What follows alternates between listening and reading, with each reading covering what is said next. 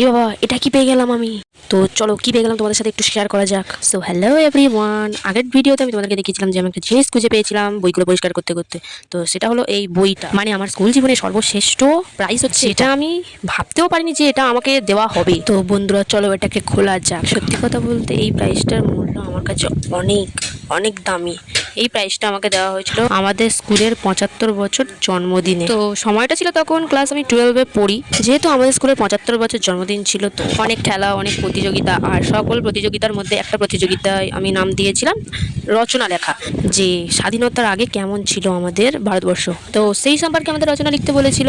তো আমি আমার নিজের মতো লিখে দিয়েছি, কারণ অত মুখস্থ আমি করতে পারি না, বিশেষ করে রচনাগুলো। ভাবতেও পারিনি যে আমি থার্ড হয়ে যাব। স্কুল জীবনে এই প্রথম আমি কোনো প্রাইজ পেলাম নিজের যোগ্যতায়। তো তখন তো আমার কাছে এই ফোনটা ছিল না, তার অনেক পরেই আমি ফোনটা কিনেছি। তো ভিডিও করা হয়নি আর ছবিও তোলা হয়নি। কোন বন্ধু ছবি তুলেছিল কি তোলে না তাও জানি। তো তোমাদেরকে একটা জিনিস দেখাই, দেখো এখানে বাণীতে কি লেখা আছে। শ্রী স্বর্গীয় এপিজে আব্দুল কালাম লিখেছেন যে প্রতিদিন সকালে এই 5টি কথা নিজেকে বলো। আমি সেরা, আমি নিশ্চয়ই পারবো, সৃষ্টিকর্তা সর্বদা আমার সঙ্গে আছেন, আজকের এই দিনটা শুধু আমার, আমিই জয়ী।